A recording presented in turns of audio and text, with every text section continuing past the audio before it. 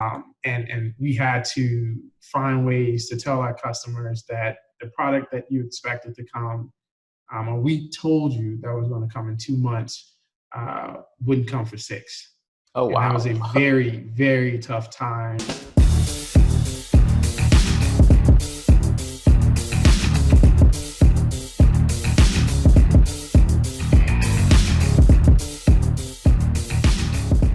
Hi, I'm Terrell Turner, the host of the Business Talk Library, and today I have a guest on. Now, this guest and I, we met when both of us were working for General Electric, and our paths kind of went different directions when he decided to go home to the Bahamas to work in the family business. And so I wanted to bring him on to talk a little bit about the experience of working in the family business and working in the U.S. versus working in the Bahamas. Welcome to the show, OJ. Hey, thanks, Terrell. It's great to be here. Awesome. So, where are you located right now? Right now, I'm in Minneapolis, Minnesota. So when I moved back to the States, I took a role with Target. It's been roughly about 3 months for me. So right before, uh, the stay-at-home orders and everything came into place, I had literally been in my job for about a week Oh, wow. before that happened. So most of my onboarding experience has been remote, and I haven't even gotten a chance to experience the city. As you can imagine, even the last couple of weeks have kind of pushed a lot of small businesses from opening. So it's been an interesting past couple of months here in Minnesota. Mhm. So tell us a little bit about, the family business back at home and kind of the decision to move there and then now the decision to move back. Yeah. And I think it may be helpful. I share a little bit of my story because they kind of speak to each other when I talk about the different points and the different decision making points. So originally, raised in Freeport, Bahamas. I graduated high school, didn't really have a plan or intention to go to college, and I started working with my dad on a small business that he was starting, a home improvement business, basically where we were importing cabinetry and granite countertops into Freeport. And we were opening a small retail location, as an outlet to do so. And so I was on the ground helping them doing this. And, at the time it was fresh out of high school, starting from the bottom. I was making $5 an hour, which is the minimum wage in the Bahamas. And after a couple months of doing that, I was like, yeah, I think school does make sense for me now. So I talked to him, and we both were in agreement. Applied to a few places and ended up deciding to go to Purdue in Indiana. Did that for a couple of years, and after that, I went to General Electric where we met. Did the F&P program, the financial management program, and during that time, traveled a bit. I did a rotation in Czech Republic, which was great.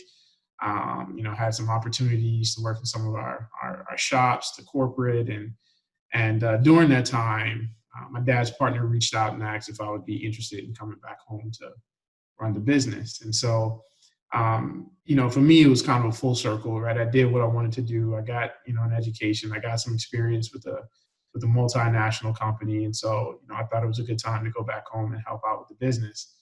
And so I went home probably in May 2017. And at the time, we had two storefronts. And like I said, our main core business was, importing cabinetry, countertops, flooring, windows. A lot to do with construction and home improvement at the residential level. We were importing that at probably the largest scale in Freeport, and that allowed us to open that up to open up other retails outlets in the Bahamas. And so the Bahamas is broken down into 17 different islands. And so our hub was in Freeport, Bahamas. And I'll explain a little bit even about why Freeport made sense. Mhm. And then we opened a location in Nassau and Eleuthera. And we also had an existing location in Abaco. So we opened two locations in the last couple of years that really, spurred and helped the business to grow. And for us, it was it was a good story with a lot of learning lessons, but Hurricane Dorian last year really kind of changed the dynamic of not just for us, but I think for business and small business in the Bahamas. A lot of us had to, um, you know, for us specifically, we lost all of our inventory. Oh, wow. It's hundreds of thousands of dollars that just went down the drain in a matter of a couple of days. And Wow. thankfully we had contingencies in place like insurance where we were able to recover. But that wasn't the case for a lot of small businesses in the Bahamas.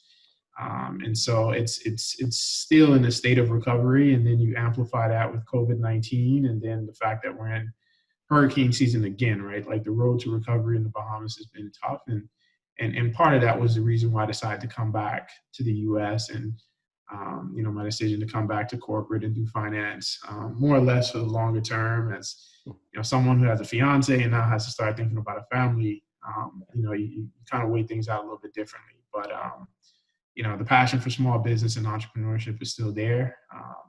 As we talked a little bit before, and some of the things that you're doing. It excites me and it gets my blood boiling as well. So I'm sure you'll see some things in the next couple months on my end with some projects that I'm looking to start as well. Awesome, awesome, awesome. So what was that process like, or what were some of the lessons that you guys kind of learned, kind of pre-Hurricane Dorian, to where, hey, these were, things I wish we kind of knew before we made these decisions, as you were kind of building up that export business and in the retail locations? Yeah, yeah. I think so I have a few things I'll probably touch base on. So one, I thought it'd be interesting to kind of do some contrast between Mhm. small business in the U.S. and small business in the Bahamas. So I'll touch on that, but I'll also just kind of share, I guess, some learning lessons for me personally that I wish we took advantage of before. I would say one, the first thing is dual source suppliers or vendors. In our case, the majority of product that we purchased came from China. And the reason being is that costs were just much lower. And one of the things that I think is very different in the US and in the Bahamas is that I think the US being a part of the World Trade Organization, there are rules that govern how much tariff, duty, or taxes that the US is going to charge on imports. Whereas in the Bahamas, duty can range anywhere from 0% to 85%. Oh, wow. So in our case, for cabinets, we were paying 45% on top of the product cost Wow. to bring that product in. And so when you have, the mass production of China and cost being so low, that was pretty much our premise of business of being able to provide, quality products at a lower cost, because we were one of the only players at the time that were bringing wholesale from China. Okay. The Bahamas being so close to the US, a lot of people were just sourcing locally from the US and shipping to the Bahamas. Whereas we took the chance to go halfway across the world and start bringing some products in. And that's where our business started to flourish and thrive. But one of the challenges with that is there was a point where one of our key suppliers had a inspection, and similar to OSHA here in the U.S., the Chinese equivalent to that organization did an inspection, and the factory ended up shutting down for a month. Oh, And wow. so this was following our biggest sale of the year. So we had a lot of pre-sales and a lot of backlog and back order. And we had to find ways to tell our customers that the product that you expected to come, or we told you that was going to come in 2 months, wouldn't come for 6. Oh, And that was wow. a very, very tough time because, a lot of persons, conversation around, are you still in the money, or how are you guys operating business? And these were things that we had no control over, because Mhm. again, our suppliers halfway across the world. And so one of the things that I push to do, particularly, in the latter part of my time there, is to build relationships with U.S. suppliers, but to negotiate at wholesale rates as opposed to retail rates. And so even though that wouldn't be our primary source of goods, in the likelihood that we, needed a backup, we were able to identify suppliers in the U.S. that sold the same product that we were purchasing from China. So we'd be able to purchase in the cases that we needed, quick turnover times or Okay. back orders, or pre-sales to be able to help our customers, get that, because a kitchen won't be complete. You can have 30 or 40 pieces of cabinet in one kitchen and not have two pieces and the kitchen's incomplete. And Yeah. so yeah, that is one thing I think that a learning lesson that we learned is there's, the key to having multiple suppliers, Mhm. and being able to think ahead or plan ahead, it's helped a lot. But a couple other things I'll just share with you too while we're on the topic, of when I look at the differences between, business and Freeport and business in the U.S. and in particular small business. The Bahamas has a very unique history and unique standing of business. And so when I think about the Bahamas, there's almost two different parts of the Bahamas. So you have Freeport, which is the city where I'm from, and it's a free tax zone. So there's Okay. no corporate tax, no income tax, no federal, no real estate tax, capital gains tax within the zone of Freeport, and that was primarily created to spur economic growth. And so, as I mentioned to you, that was one of the reasons we started the business in Freeport, because in addition to having lower product costs, we're able to sell our product, in a tax-free state. And so that helps Okay. to drop the cost a little bit as well as the price for consumers. Another kind of big difference, I think, is when you talk about the cost of doing business. In the Bahamas, licensing fees is a big story. Okay. So, for example, Grand Bahama, we'd pay $1,500 a year to renew our business license. Oh, wow. And then if you go into New Providence, another part of Bahamas, you would pay anywhere from 0.5% to 1.25% of your Wow. total turnover as a Okay. business license fee. And then you contrast to here where I'm at in Minnesota, where it's a $0 annual charge as long as Yeah. you're in good standing. So, for us, I think even though you get some of the benefits of no income tax or no corporate tax, we pay it in the form of business license fees. Mhm.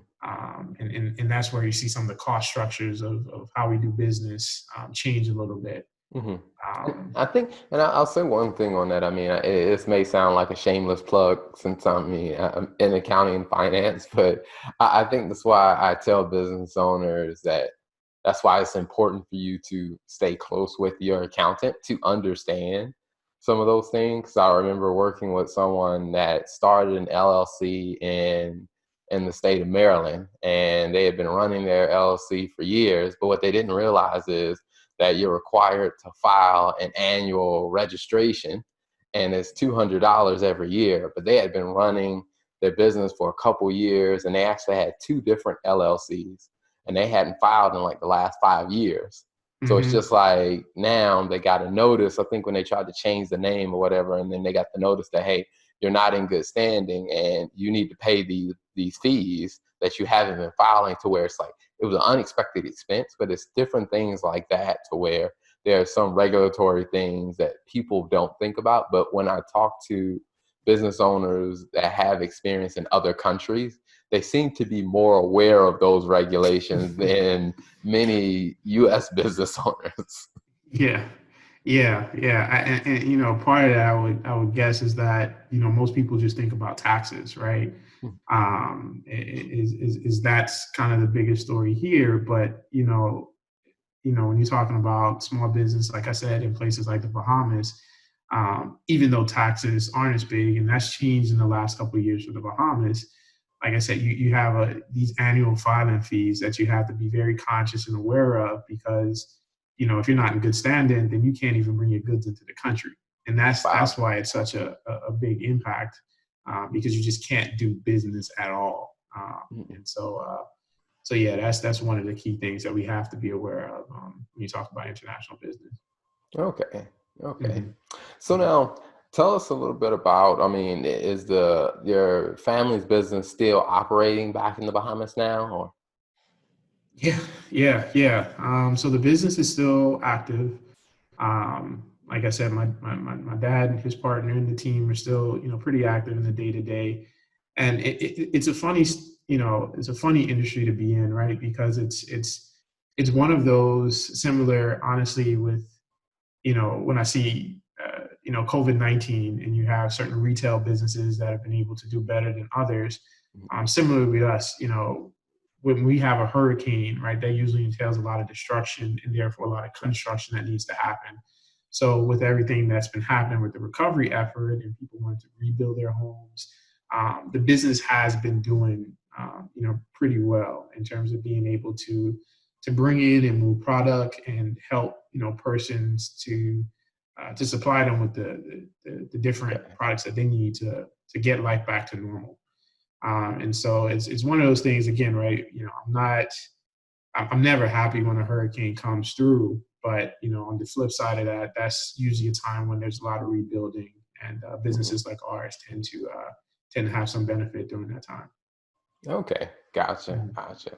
Now, I guess, do you foresee any point of going back to the Bahamas at any point, or right now is your heart set on being in the U.S.? Yeah, man, great question. I really personally try not to limit myself geographically. I think having the experience and having a network, persons in the Bahamas and persons in the U.S. I constantly try to think about ways where I can either leverage, my relationships in both, to create new opportunities.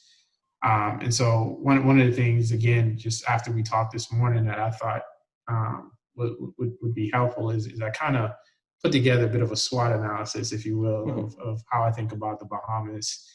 And, I think when the US and the Bahamas are just two different places. And so when you think about the Bahamas, right, and the strengths of it as a country, one of the things is that, when you look at other places in the Caribbean, the Bahamas has one of the strongest economies. Gotcha. I think by GDP per capita, it's like top three wealthiest in the Caribbean, and one of the things that drives that is the tourism industry. The fact that it's geographically adjacent to the U.S. and it's built up a strong reputation over the past couple of years. Even in the midst of all that's happening with COVID-19, I think that the Bahamas is still going to be a top tourist destination in the future. Okay. And that speaks a lot to the people in the economy, the businesses are there, and how we're situated in the Bahamas. That I think that's going to continue to be a strong selling point for tourists in the years to come. One of the challenges, though, when I compare business in the U.S. and business in the Bahamas, is critical mass, right? Like you lose. There's difficulties in achieving economies of scale with certain industries because there's just not as much people, right? Like the total. One of my biggest challenges when I came to the U.S. was going to Purdue and seeing the size of that campus. I think the total population was 40,000 people. That Wow. is close to the same size as the island that I came from, and so Wow. it puts into context, right? Like, you're talking 500,000 people that make up the entire economy. So sometimes when you talk about some of the larger industrial businesses, and you're thinking about a consumer mindset, it's tough to really break into some of those industries because there's going to be that challenge of critical mass. Mhm. But I think where you're going to find opportunity is, like I mentioned, tourism is still going to do well. I think technology is a big one, similar to tourism, that allows the Bahamas to export this service to Okay. the world. I think that's a big opportunity for the Bahamas to be able to build up, its expertise in technology and start to produce products and services in that industry that we can then sell or leverage to the world. And that's been a big reason that the financial industry has been flourishing in the Bahamas, because of that same capacity where you're not limited to critical mass, as I mentioned, with Yeah. some of these other businesses or companies. And so I think that there's opportunity still in the Bahamas. And, for me, again, having that experience, having that network, I still want to continue to figure out ways to leverage that and leverage the connections that I'm making here in the U.S. Mhm. To figure out ways that we can continue to drive the local economy back in the Bahamas. Okay, awesome. And before we wrap up, one question I'm very interested in is, having the experience of working kind of finance and accounting field and corporate, then going to work in the family business as more of a business owner, and now back in the corporate world of finance. Have there been any, I guess you say, new approaches or new ways of thinking about your corporate finance role that you developed after working more so as a business owner? Yeah, definitely, definitely. I think one big difference I think is the decision making. In a small business, you have to be prepared to have tough conversations with employees, tough conversations with customers. And you don't always get the luxury to brainstorm how do we approach it, right? Mhm. And so, I think managing a small business has helped me to think quicker on my feet, and be able to have some of those tougher conversations earlier than later. Whereas I think in corporate, sometimes, there can be so many, routes up the chain or down the chain, before you get to that final point of decision making, that it doesn't have the same sense of imminence that we need to address this today, we need to address this now in some cases. And so yeah, for me as a finance professional, I think that's helped me to think differently of not just, the world of finance, but the total business, right? And what we do and how that impacts the total company. And, how do we think about that from marketing? How do we think about that from a human resource standpoint? Because in small business, I had to wear all those hats, right? Okay.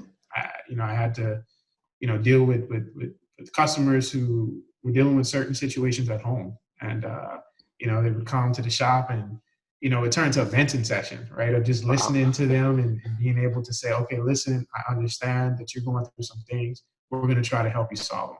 And sometimes that was it. Sometimes it wasn't. Sometimes I had to say, hey, we're going to fix this, even though there's a delay.